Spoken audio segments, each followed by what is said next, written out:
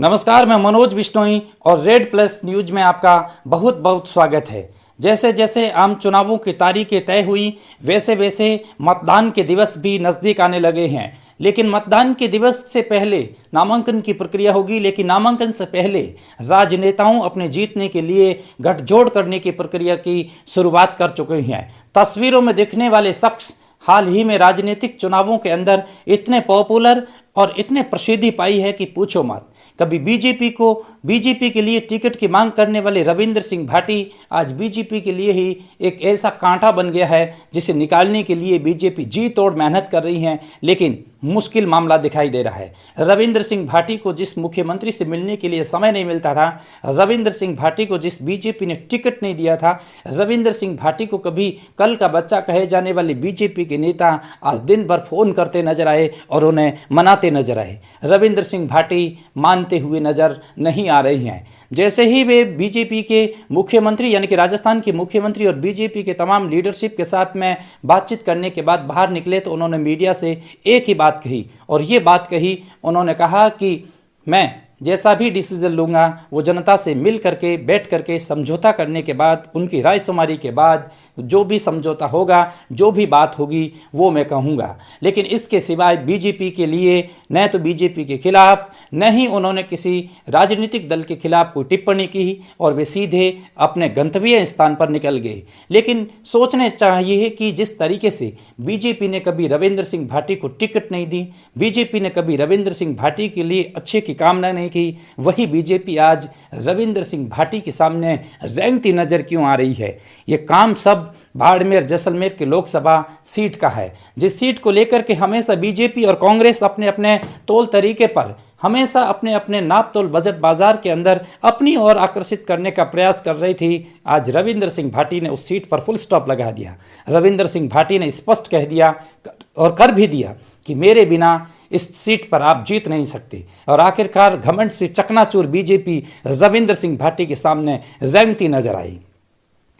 जातिगत ध्रुवीकरण के तौर पर अगर मैं देखूं तो बीजेपी से यदि कैलाश चौधरी को उम्मीदवार घोषित कर भी लिया गया है और वे चुनाव लड़ते हैं और लड़ेंगे, लेकिन उनके साथ में यदि जो आरएलपी से उमेदवार बेनीवाल जो कि कांग्रेस में आए हैं और यदि उनको टिकट मिल जाती है तो तीसरे मोर्चे की तरफ हमेशा रुख करने वाली जनता बाड़मेर और जैसलमेर ने एक बार फिर से जसवंत सिंह की जगह रविंद्र सिंह भाटी को याद दिला दी। उस बार टॉर्च थी, इस बार सेब वाले बाबा आए हैं, यानी रविंद्र सिंह भाटी, एक ऐसे शख्स जिसने दोनों राष्ट्रीय पार्टियों की नींद उड़ा के रख दी है। और पश्चिमी धरा से ये सबसे हॉट सीट कहे जाने वाली बाड़मेर जैसलमेर को जीतना कांग्रेस और बीजेपी के लिए एक खतरे की घंटी बन गई है। रविंद्र सिंह भाटी वो शख्स जिन्होंने हमेशा निर्दलीय की शुरुआत की है। रविंद्र सिंह भाटी वो शख्स जिसने निर्दलीय चुनाव जीत और वे साबित कर दिया कि इतिहास हर मौके पर किसी का इंतजार नहीं करता, प्रतिभा खिले खिलाई नहीं खिलती है, वो तो कचरे में भी चमकती है और प्रतिभा ऐसे ही चमकेगी। दूसरी बार उन्होंने शिव विधायक के तौर पर अपनी उपस्थिति दर्ज करवा करके निर्दलीय ही ताल ठोक दी। और तस्वीरों में पीछे आप देख रहे हैं बुजुर्गों का प्यार है, माथे पर तेज सा प्रताप है एक तरीके का, और रुधिर के अंदर जन गण मन बहता है। युवाओं की इनके पास में अटूट दुआएं हैं और दिल के अंदर भारत माता की तस्वीर है और सच्चे राष्ट्रवादी है। तो किसी फर्जी राष्ट्रवादियों से रविंद्र सिंह भाटी डरा नहीं करते। एक बार फिर उन्होंने ताल ठोक दी है और स्पष्ट ये कह भी दिया है कि बीजेपी के नेता अब कितने भी पीछे पड़ जाए, जनता की रायशुमारी के बिना मैं कोई डिसीजन लेने वाला न हूं और न होऊंगा। रविंद्र सिंह भाटी के आगे एक बार फिर बीजेपी रेंगती नजर आई। यदि मैं बात करूं बाड़मेर जैसलमेर की, यदि दोनों निर्दलीय विधायक एक साइड में हो जाए तो राष्ट्रीय पार्टियों को अपनी बोरिया बिस्तर बंद करके दिल्ली भाग जाना चाहिए। इन सभी प्रत्याशियों को दिल्ली के सामने ऊपर के जो नेता है जो हमेशा रविंद्र सिंह भाटी को इग्नोर करते हैं, शायद वे गिड़गिड़ाए होंगे और उनको गिड़गिड़ाने भी चाहिए, क्योंकि रविंद्र सिंह भाटी युवाओं की पहली पसंद है। बीजेपी के कृषि राज्य मंत्री जो कि अभी वर्तमान में आचार संहिता लगने के बाद मैं कहूं कि बाड़मेर के सांसद कैलाश चौधरी से भी ज़्यादा रविंद्र सिंह भाटी की पॉपुलरिटी है।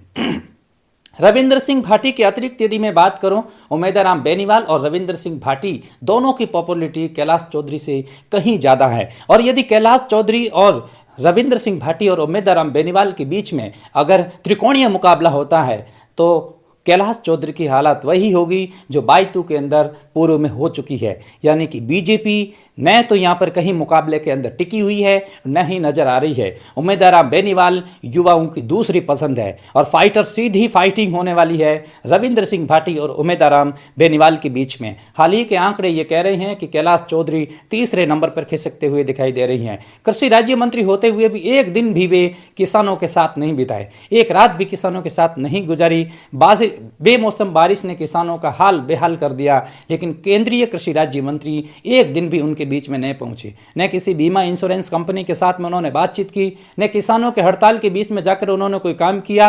केंद्रीय कृषि राज्य मंत्री होते हुए भी किसान आंदोलन के अंदर उनकी भूमिका शून्य के बराबर रही और कई बड़ी मीटिंगों में मोदी सरकार ने उनको नदारद रखा, उनको अलग रखा। और ऐसे में बाड़मेर और जैसलमेर की जनता वो पुरानी जनता नहीं है जो बार बार बीजेपी को अपनी ओर आकर्षित करके सीट उनकी झोली में डाल करके 25 में से 25 कर देती हैं। वैसे बीजेपी को ये सीट भूल जानी चाहिए।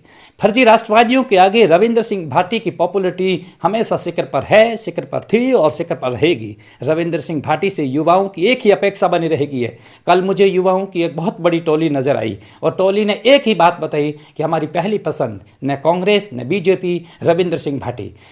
मुझे ये लगता है कि बीजेपी को अपने दी हुई टिकट पर एक बार पुनर्विचार करके रविंद्र सिंह भाटी को ये टिकट थमा देनी चाहिए और ऐसा करने पर बीजेपी ये सीट बम्पर मतों से विजय हासिल कर सकती है, वरना यह मुकाबला त्रिकोणीय बना रहेगा। रविंद्र सिंह भाटी की पॉपुलरिटी के आगे कैलाश चौधरी कहीं टिकने वाले नहीं हैं।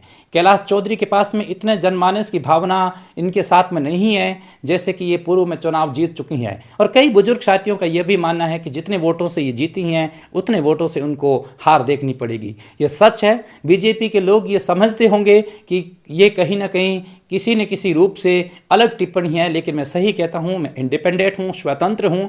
आप यदि मेरे इस यूट्यूब चैनल को देख रहे हैं तो लाइक करें, सब्सक्राइब करें और अनेक लोगों तक पहुँचाएं। आज के इस एपिसोड में इतना ही, मिलेंगे एक और नए एपिसोड के साथ में। तब तक जय श्री राम। बहुत बहुत शुक्रिया, बहुत बहुत शुक्रिया।